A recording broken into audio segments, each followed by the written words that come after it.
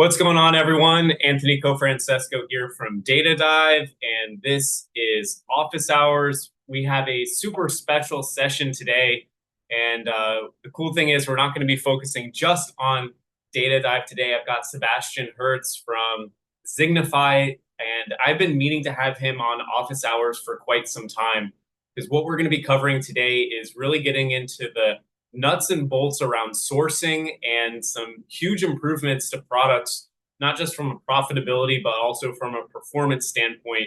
And we're going to be going through a handful of these sourcing examples today, and I hope give everyone some inspiration on what can be accomplished with your own brands. So while we're waiting for everyone to join, I'm going to do the same intro that I always do. And for those that are catching this on the YouTube channel, feel free to use the section markers down below and navigate to the different areas of the presentation.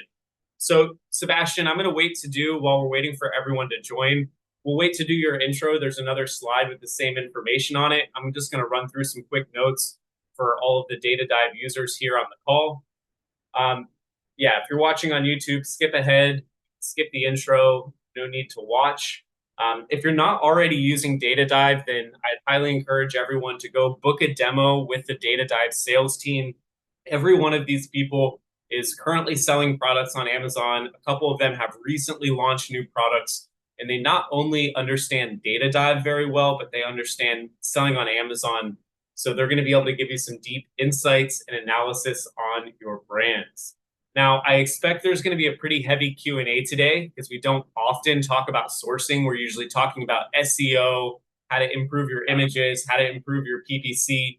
So as you have questions throughout this office hours, there's two different ways you can ask. You can type your questions down into the chat, or if your question's a little bit more complex, you can raise your hand. If you're looking to become an expert in using Data Dive, it's a pretty complicated piece of software when you're using it for the first time. We have three sets of resources. We have our knowledge base powered by our AI chatbot. We have our YouTube channel. And then, of course, we're doing office hours 3 times a week. I think in tomorrow's session, Sebastian's partner, Julia, is going to be for the EU segment, or maybe she's going to be in AP and Sebastian's going to be again in EU. So if you have any questions, or for anyone joining in those other sessions, you can look forward to that. So if you want to use the knowledge base, these are written guides for pretty much everything inside a Data Dive. You can navigate to the knowledge base with this question mark icon in the bottom right-hand side of the screen. And you can go straight to the knowledge base, or you can type your question into the chat, and then it'll give you the answer, or it'll take you to the knowledge base article. Our YouTube channel is always being updated with new content. We have our past 4 office hours sessions on the channel. You can find everything in our office hours V2 playlist. I expect that this recording is going to be up within about 24, 48 hours. Usually we upload it after the Asia Pacific office hours is done. And where we are today, if you're looking at the historic Data Dive YouTube channel for office hours, we started off with our quick start guide. That's kind of like essential framework, big picture concepts. Here's all of the buttons in the tool. Here's how they work. Speed round is kind of getting a little bit deeper on that. So it's like once we show you how the tool works, we go and validate 3 products in 30 minutes. We optimize 3 products in 30 minutes. We launch 3 products in 30 minutes. So you're able to see the workflows we cover in the quick start guide over and over again. Seeing that repetition, I think, makes users more confident when they're using the tool on their own. And then where we are now, and we're going to be doing this for the end of the year, is we're going to be doing real-world case studies. So this is going even bigger picture.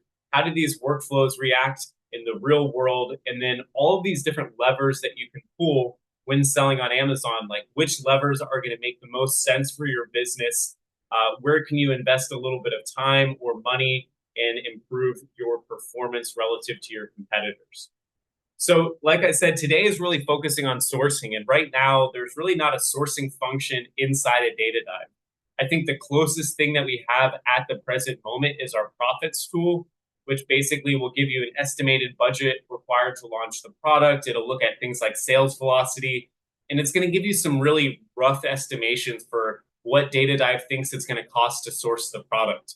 Now, when you move beyond this and actually start to investigate products that have passed validation, you're actually going to have to go and put in the work to do sourcing. And so, in last week's office hours, or if you've caught the video on the YouTube channel with Arnav, one of the big areas for success, one of the core reasons I think for success that Arnav had was he spent so much time in sourcing, and this was all done manually. I think he said that he reached out to pretty much every single supplier, was ordering samples from like 8 different suppliers, and was able to ultimately get a really good product at a really great price.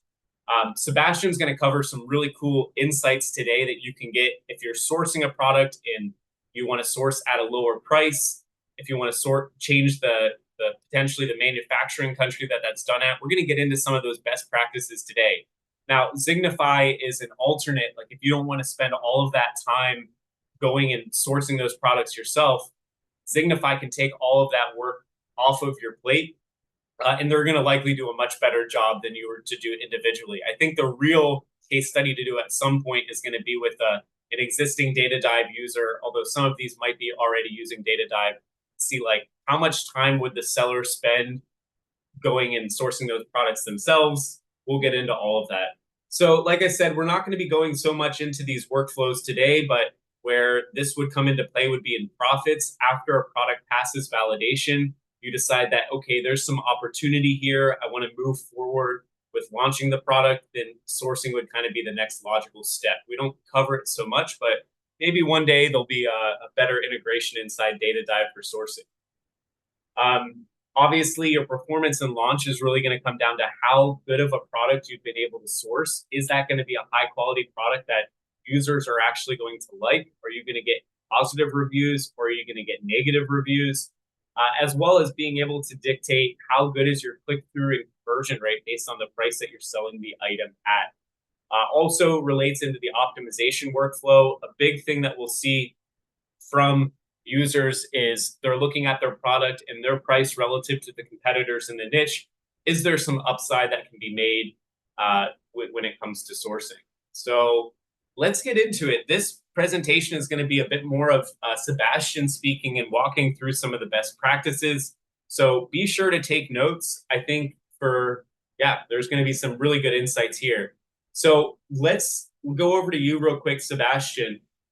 Give an intro. Talk about your background in the industry, who you are, what is Zignify. Give us the rundown. Fantastic introduction, Anthony. I mean, this looks like really, really exciting. All the time you can save with everything that you've showed right now. It's Background is I'm an Amazon seller myself as well, or let's say I'm a brand builder myself as well. I have 2 own brands for 10 years by now, and I see Data Dive everywhere and all over the place. So it's fantastic to see how everything is developing and all the plans you're putting out for the team. Fantastic. Again, background is that I'm a seller myself as well. I have 2 own brands by now. I mostly only sell in Germany on Amazon, on Shopify, but also on in big box retail. So I'm trying to invest my products, of course, everywhere, not only on Amazon, but of course, this also over here in Germany is the the biggest market, the biggest online place where people, of course, go and shop. So you cannot forget about Amazon. You got to be there. And how did we get into sourcing? Simple short story. I'm electrical engineer by university. I stayed 12 years with a Fortune 500 company, and that also took me over to China. So I spent a couple of years living 6 years in Asia, and this is where I got to know my better half, Julia, and she's been 12 years in Asia, and I should never say that she's been doing sourcing for 20 years because she's not that old. It's only 19 years, and she's been doing sourcing all her life long. And later she asked me whether I do want to join the company, and we start building this thing together. And I always said, it's like, nah, you do your sourcing, I build my brands. And she asked me 3 times, and I mean, any guy out there probably agrees. The only thing, or the one thing you can't do against women is win. So this is where I am, and now I'm with my better half building the company, and we have now another 60 plus ladies in the company. So it's a fully female e-commerce powerhouse. I call them lovely, the queens of profit. And this is where we are here. All right, cool. Let's get into some of the examples. So we're going to go through three products today, and Sebastian's going to help me kind of break down the story behind each of them. And then in the end, for our impact section, there's going to be another two products that have just huge, huge headlines.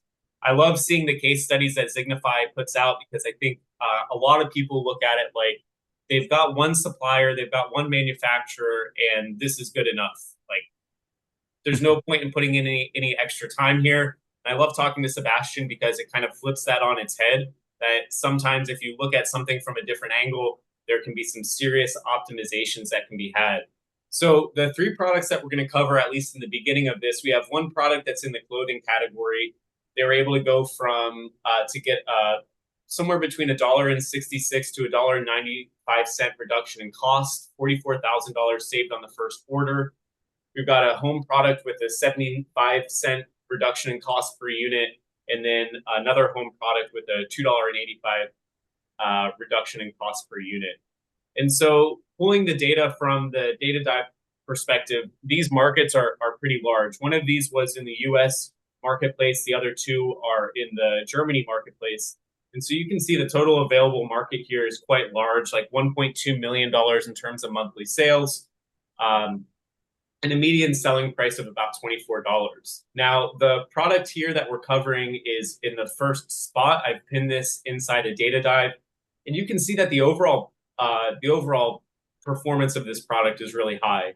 So this is looking inside of our master keyword list. The thing that we're really looking at is the organic rank and the percentage of keywords on page one. So almost perfect for this seller. You can see they're moving a huge amount of inventory, $250,000 a month.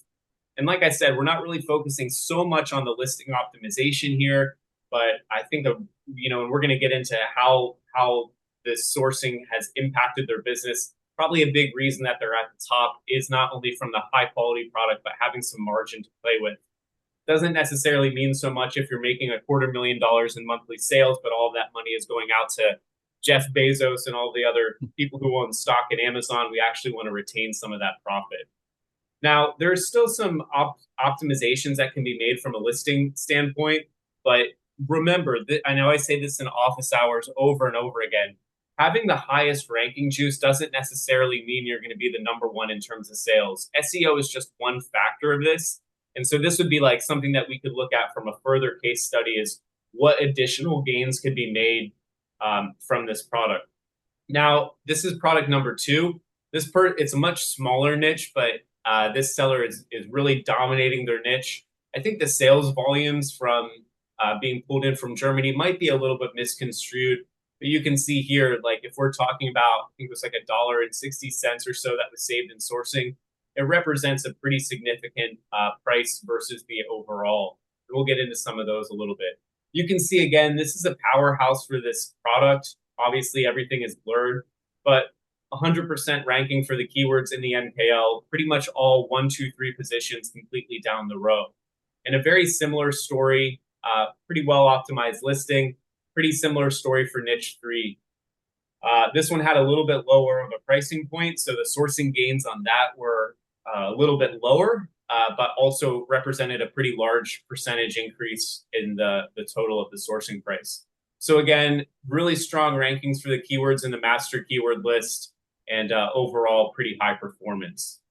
So getting into the problems for these is, again, really all around sourcing. So how can this product be sourced at a lower price while still maintaining the quality that is going to lead to high reviews and a good sales velocity?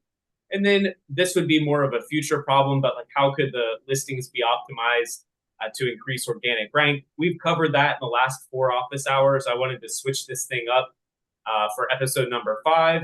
And let's get a little bit into the solution. So we break this down, again, mainly into sourcing. So obviously we can't reveal the product, but what Sebastian is able to do is walk us through a little bit of the story here. So like I said earlier, this product, they were able to save more than 40 grand on their initial PO, and the savings were around $1.66 to $1.95 per unit. Sebastian, I'm going to stop sharing my screen, and why don't you give us a little bit of the context? Like, What was the process? How much time went into this? How did you accomplish this with this brand? Yeah. First of all, the screenshots, I had to smile right now, seeing that this like the number one leader in the category is Australian. I was like, that fits quite well. And I mean, I look at the data, and it's always impressive how you get all the data out there. Whether the numbers in Germany are 100% correct or so, but I mean, looking at those things, and I can see even by the optimization, I could look in there and I know, okay, who is the seller of number 2 and 3 of those products, for the simple reason the way it's been perfected is well, this guy, he has an Amazon coaching system himself, and he is selling somewhere around 15 million or dollars, about like 17 million dollars a year, and he knows how to, of course, optimize the listings. The first product that we had here right now, you said so far it's clothing, right? And an Australian seller selling in the US, selling quite successfully, and he's been doing this for quite a few years. And well, the story behind there was like he was happy, he was making profit, but then he looked at it and he said, "It's like, is that really the best price?" And that's what we see with a lot of our clients, that they have established the product, it sells well, and they're looking how to either sell more or start thinking, "Hey, with the same amount of units that I'm selling, can I make more money?" Of course you can, if you buy cheaper prices or forward cheaper prices.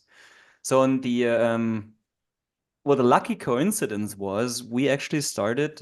We went together to our sourcing trip. We every year do, or twice a year, we do a sourcing trip with Amy Weiss to the Canton Fair. We're organizing everything in China, leading over the Canton Fair and doing all the coachings and the trainings there and the negotiations. And it was really exciting to see that this was a live case at the Canton Fair, that we found another supplier of that same product, and it was like a living proof. It's like, look, we just walked around, we found quickly somebody, and they even had same quality but better prices. So that, of course, opened up the store to know, yep, there is a lot more possible. And what I can recommend anybody else, whether you use a sourcing company, whether you use us, or you work it out on your own, go in and search for additional suppliers. So just having this immediate proof at the Canton and even at the Canton Fair, like booth prices may increase product costs, of course, but starting to look into it and finding more and more suppliers. The question that one should ask themselves in the beginning is like, okay, how much of the market, how many suppliers of the market do I really know already? And what we've done here in this case was just simply find more suppliers, even within the same country in China. And that opened up, of course, getting more quotations, getting more proposals, having a stronger leverage for negotiation. And we usually target to go in to find about 30 potential producers. So also when you do this on your own, set yourself a target, go for 30, do the hard work. Because if it goes well, you may have 5, 8, maybe even 10. If it goes really well, maybe 12 or 15 valid quotations for the same product. And then you have, of course, the level of a negotiation, and you can play one against the other one and push the prices down. And this clothing piece, I mean, they are selling, you've seen a few units a month. Should I go in and what the total savings were, or what Yeah, the original price that would were? be good. I know we have this screenshot here, and we're showing Yep. that in March. You can see here's the price point, and then in May, some of the cost reductions was pretty significant. I'm guessing these are when I saw on Data Dive, it said something like 48 variations for this listing. So I'm guessing there's some variability. Can you walk us through, yeah, what the total cost savings were? And Right. So this client, his orders quite, I find a lot. Every 2 months, he used to order for $180,000. So every second month. And this one in total, we reduced to 103,000. So he has a solid saving of $77,000 every second month. So that adds up to, what is it, like 960,000 or somewhere around there, close to $1 million a year just on those products. Um, can I and ask again, another, can I ask another question, Sebastian? So how like how far off when you're saying that you talked to 30 different suppliers, were there multiple suppliers that were close to this price point, or was it like just one stood out?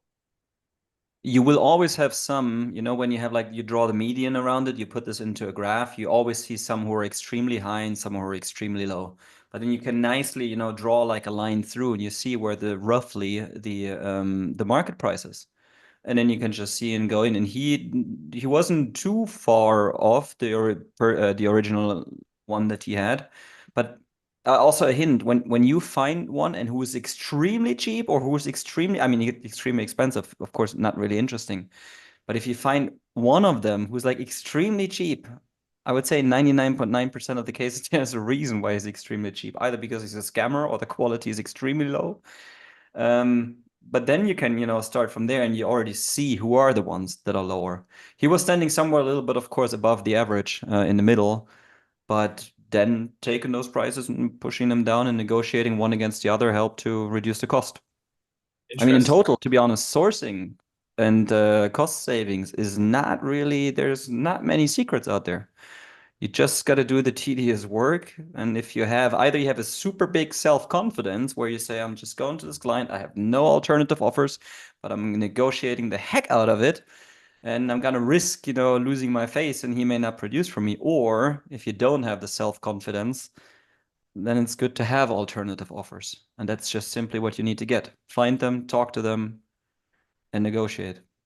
And so in this case, do you think this sounded like you were able to find some alternate suppliers at Canton? How much of this do you think can be done virtually versus is there a big advantage to going in person, going to the trade shows? What are your thoughts there? Our work is 99% done virtually online. So we do search, we use for sourcing. I mean, of course, Alibaba, Yaoliobaba, 1688, Made in China, Global Sources, Europages, and many, many, many others. I think we're using somewhere above 55 different sourcing platforms to source worldwide.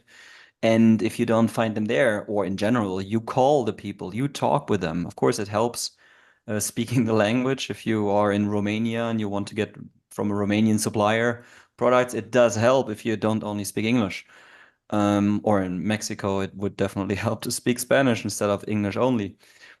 Um, but most of it is done really online, and I actually recommend it's great to go to trade shows. It's amazing to go there to also see alternative prices, to also see new products, you know, just to take in what kind of next products you could have. But rarely ever will you find the best prices on a trade show. Why?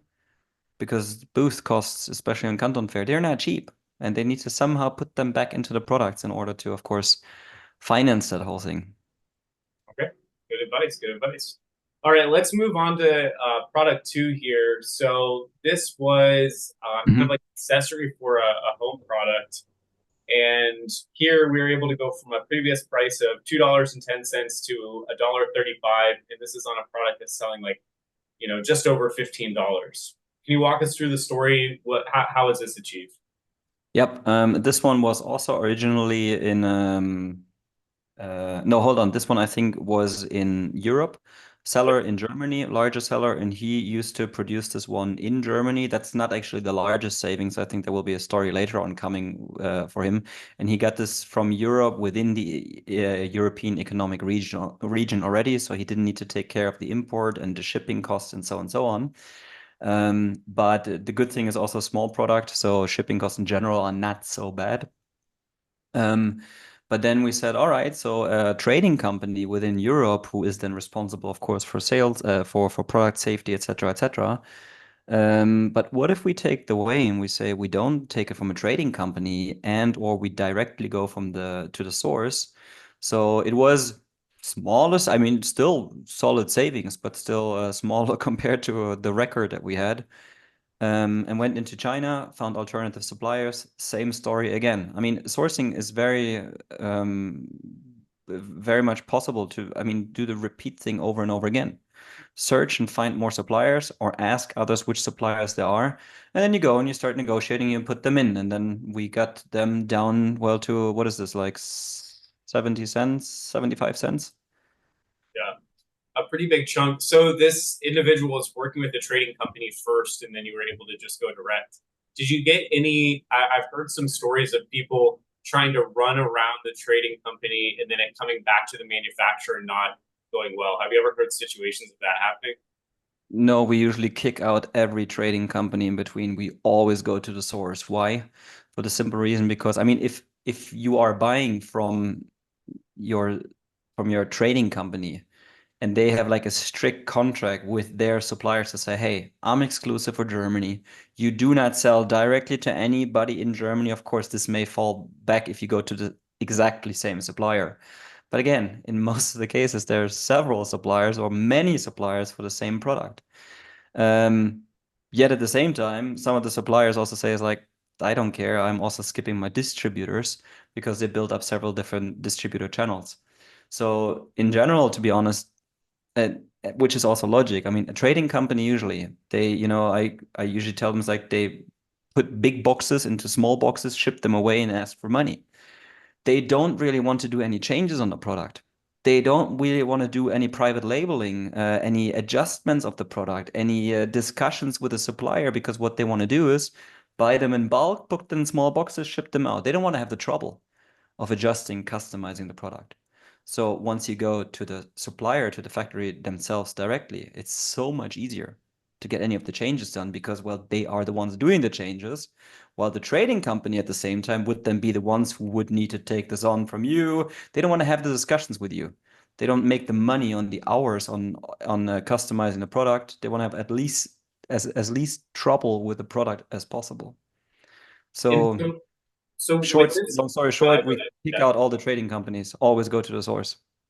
And so I know you mentioned earlier, global sources, Mhm. Alibaba, 1688, Mhm. great options for finding manufacturers in China. This is a local manufacturer inside of the European Union. Any tips for locking down suppliers? What's your investigation process for finding domestic manufacturers inside of EU or US if you're looking for alternates to China? Same thing. I mean, use those platforms. You can use whatever, Thomasnet, Yellow Pages. You can, well, with the import Yeti, you would find out maybe the supplier in China.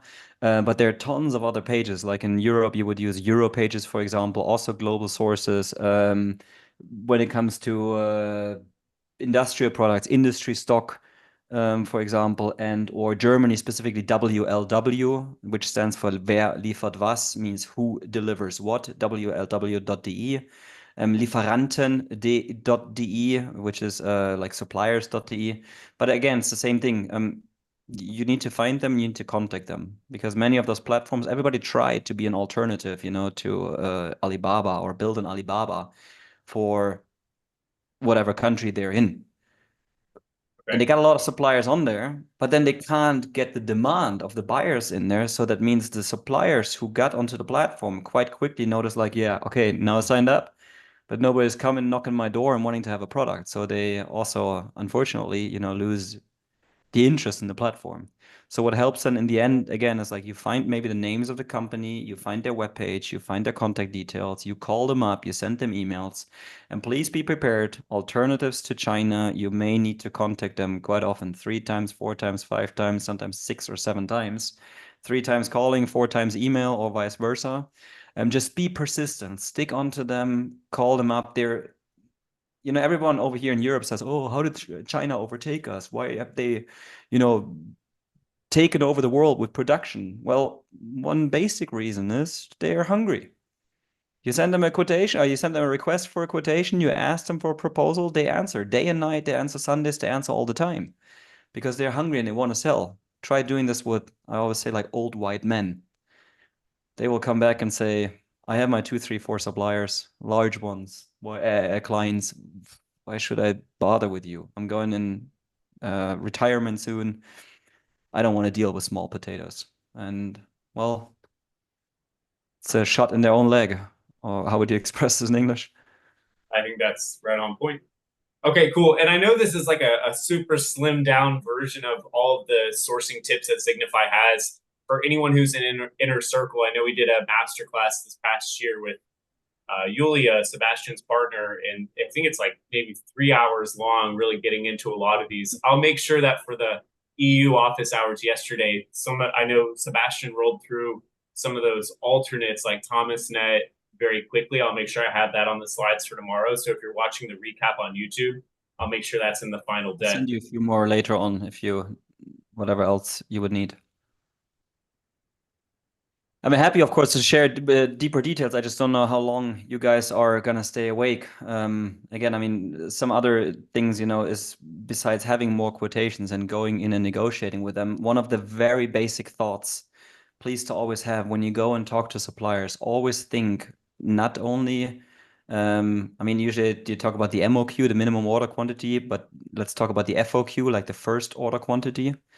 Please always show them, of course, not only what your first order should be, but always please paint any supplier a positive but realistic picture of the future. Means show them what's going to happen in 3 months, 6 months, 12 months, how many orders will be there. Because then they would also say many times a supplier does not want to give you a quotation because they just look at this and it's like, all right, this is going to take me about an hour to calculate a quotation right now, send it back to you, and in the end, you're only going to compare against China. What kind of security do I have? It's not really, you don't really show the interest that you really want to produce with me. If you didn't convince them to get their butt up from the couch in order to say, it's like, okay, I'll take the time to write you a quotation. I would like to know, is like, how likely is this project? Will it happen? Or is it something you're just testing out prices? Because many people burned themselves, of course, of are you just going to test the prices, but it's like 10% likelihood that a project will happen. Or maybe besides the likelihood of the project, maybe I only have a chance of 20% because you're going to ask 4 others. And if it's in 5 suppliers you're asking, well, my chances are 20%. And if you're then comparing against China, then of course my chances are much, much lower. But if you go to a supplier and you express them the outlook for the future and tell them what's the likelihood of the project and the likelihood of how will they win the order, and not only what's the first order quantity, but what's the future picture, how much money could they make with you, always think what's in it for them. Why should they get up and ask or give you a quotation if you can't really convince them?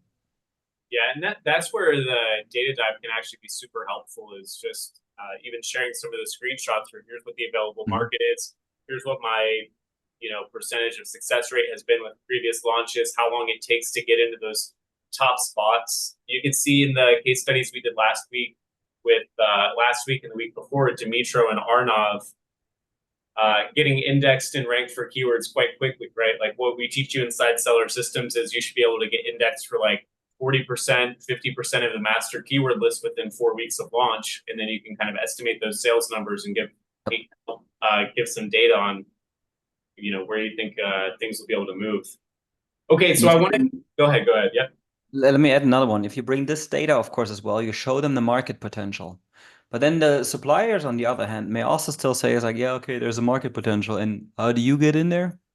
Well, if you then go even a step further and you explain to the suppliers to say, it's like, look, we're all sellers already. We're not any beginners and dreamers. We've built up a business already and we have quite similar products to what you have. I mean, please always be honest if that is true. You could maybe also share your store and show how many units you're selling already.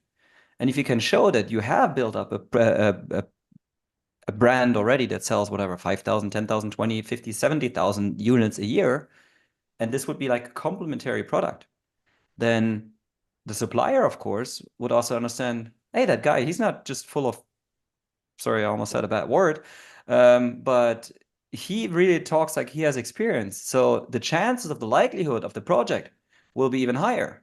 And now, if you're thinking about this, now you've only got the supplier to the point that he gets up off the couch and starts thinking of, do I write a quotation?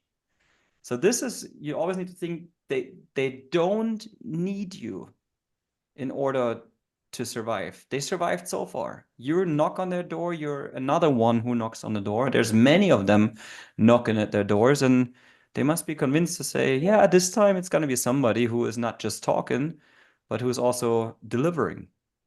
And when you help them, of course, fulfill their own dreams, and please always think they also want to build a business. They also want to bring food home to their family. They also want to become rich, so they also, of course, need to make some money. And They will only do this and invest the time if they see the project is likely to happen. Heck yeah. Okay, we have two more examples here, and then I want to wrap up so we have some time to do Q&A. So this is a product where this is kind of crazy to me. We're in the last section here for impact. And I just wanted to go through two more examples here. So this one is a smaller threshold. They're only selling 5,000 units in a year, but you were able to get the sourcing price down to almost nothing, right? Previous Mhm. price, two pieces in the set, €4.80, €1.20, €1.20, not dollars, and getting that down to 21 cents, and then the extra item for free. This product sells on Amazon for $28. Walk me through how does this happen? Well, you actually took away all the surprise by showing everything in here already. But that was the same story, actually, by the way, same seller. And the original, so euro US dollar, let's, it's I think 1 to 1.1. So let's just assume it's roughly the same. This, to be honest, would be a record in cost savings. And this was the other way again around to go from Europe sourcing into China. So actually the other way around, even though we go many, many times from China, and I think that's going to be the next story, away from China to other countries. Now, here, same thing. That was a product that is well done with mold, plastic molding.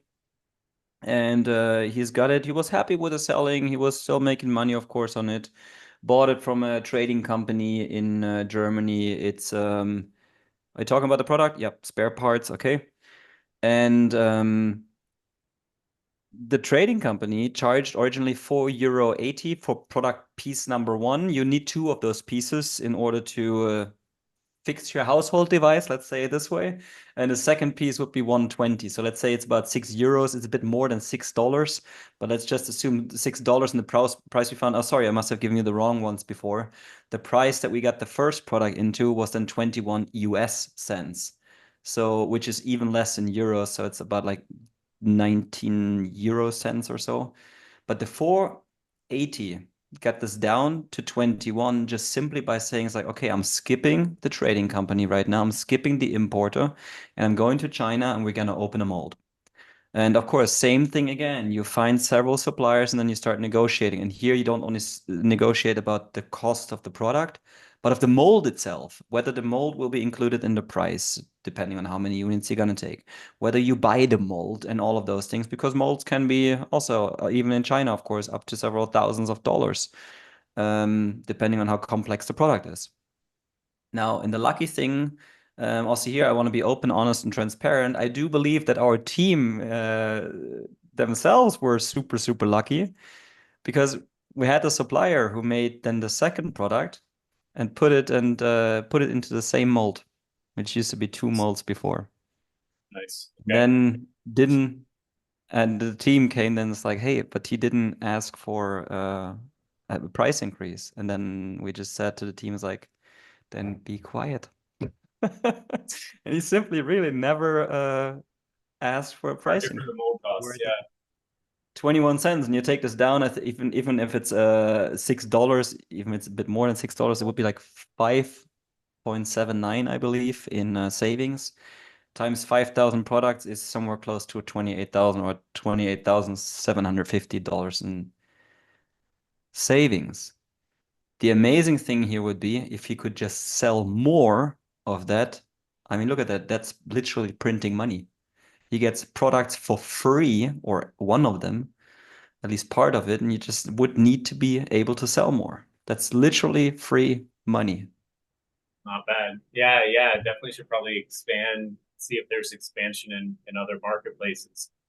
This is Oh, the one. This is the one I want to wrap up with. I really like it, and then we'll open it up for Q&A. So if you have questions about sourcing, or it could be questions with Data Dive in general, feel free to start dropping them in the chat yeah. or raise your hands. This one is a slam dunk, and it's a little bit different from the traditional model, moving something to China. This is actually getting out of China, and what I like about this as well is it's not just an overall reduction in cost, it's actually a reduction in tariffs. So previously, the product was manufactured in China. Then the manufacturing changes from China to Vietnam. So we're not just seeing a $1 reduction in the price of the product, the sourcing price of the product, but also seeing a reduction in the import tariff from 27% coming from China to 0%. And so this is another spare part for household goods, savings of $810,000 a year on tariffs, 500,000 in product costs, and this is a much bigger sales velocity, so something around 500,000 units a year. And then what's really cool too is like all of the case studies that you have that I've seen, it's like someone works with you for one product. Obviously, there's some cost associated with that. I want to get into like what the ROI looks like. But then they're like, okay, Sebastian, I want Signify to go do this for all the products in my portfolio, and is actually able to see like $14 million of annual increases across the whole portfolio. Walk me through this one, and then we'll wrap it up with Q&A. I have to correct myself. Maybe earlier I wrote the wrong thing. It's not household goods, it's beauty accessories. Okay. But I mean, you know, it doesn't really matter. The story, I mean, when it comes to like China or not China, originally we used to do sourcing like 90% in China. By now it's about 40% in China, rest of the world. So we do more sourcing outside of China by now than in China, even though in China we have 15, 16, 17 ladies somewhere in China, somewhere around this part at the moment.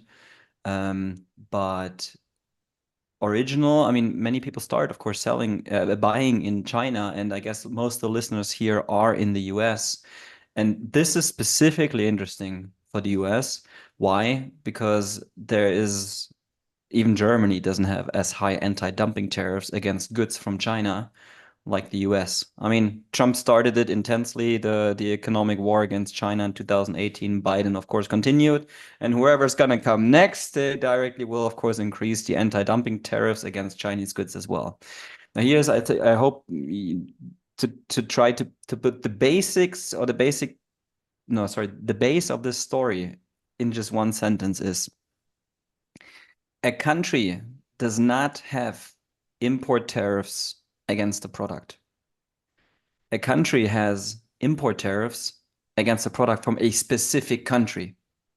So that means for this product, the beauty accessories, they had an import tariff because it comes from China of 27%.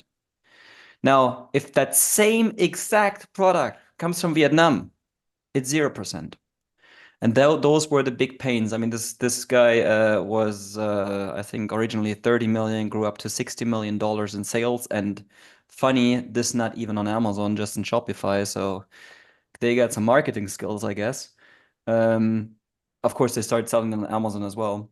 And the secret was simple. The original target was to say, let's look into the product, whether we can reduce the purchasing cost, because when you buy 500,000 units times $6 at $3 million purchasing cost, you start thinking, like, can I reduce those $3 million to, let's say, 2.8? And that was the original thinking. And then we said, look, let's have a look into your import documents. And please, everybody, when you're selling in the US and you're importing goods for one reason, please look into your import papers to understand whether you have anti-dumping tariffs, Trump tariffs against your product from China. And secondly, a country does not make any money. A country does not have any money. A country is taking taxes from their employees, I was about to say, but maybe it's correct. We're countries' employees, Germany, GmbH. A country takes money in the form of taxes, of import tariffs, duties, fees, etc. Now, when a country needs money and they find themselves like, oh my God, we're taking taxes. Oh my God, we're taking import tariffs. They will wake up and they will check papers. Here in Germany, running on my own brands, I've gone through customs checks. And I mean, believe me, the German customs, they are no fun. They find one mistake, they'll dig deeper and they will take your whole company apart. If they find more mistakes, they'll go for your big invoices. No faking of import values, no faking of HS codes. It will fall on your feet. And even though if the US is not as strict on doing that as Germany maybe, or maybe they are, but believe me, if they need money, they'll dig deeper into this and they will find mistakes, and that could be very, very, very costly. Please make sure that the imports of your products, are all correct. I'm just saying this because many people believe it's the import company or the carrier who is responsible for declaring it correctly. In Germany, I know for 100% for sure it's not. It's you, it's the seller. And I would believe, just from the gut feel or just from logic, I would say 95% or 99% in the US is probably that the importer, the owner of the goods, you are responsible for correct declaration. So I hope I didn't scare everybody too much, but this is a super sensitive topic. Don't get a country against you. The thing, what happened here again, found a new supplier in Vietnam, $1 cheaper, 0% import tariffs. And just by finding it, and the lucky shot, first supplier we found, and that same thing can happen to you. Use many of those databases. First supplier we found, $1 cheaper and 0% import tariffs, same or better quality. Of course, this is one of the major things, that the quality needs to be the same. $500,000 times 500,000 units times $6 is 3 million, times $5. Well, you save $1 on 500,000 units, and 27% import tariffs on $3 million is $810,000. So he saved more on the import tariffs than he saved on the originally targeted production cost. Good stuff. Okay, we're going to open it up for Q&A. Just a couple announcements. We have new videos on the YouTube channel. We are always releasing new features. So we have a new feature called Niche Dive. I actually did some of these right before coming into office hours. We added in a couple new ones. So I was able to dive those products in like literally 5 minutes. You can use the Niche Dive feature to get that done. Works with a lot of products. We also have a new feature inside the MKL, which is Niche Compare. If you haven't seen any of these videos, you can check them out on the YouTube channel. There's also a new one for setting up your DataDive account to your Amazon PPC, so you can run PPC audits and get the extra PPC data inside of your DataDive account. If you haven't already done that, you're not doing rank tracking for every product, you definitely need to do that. If you're not already using DataDive, I suspect many people here on the live call and those watching the replay already are. But if you're not, you can get a free 1-month starter plan, as well as you can join Inner Circle and get some deep discounts. That's where I was saying, like, Sebastian's partner, Yulia, has taught a masterclass recently there on sourcing. That's like 3 hours long, 20 plus years of experience in sourcing. And we got really great feedback.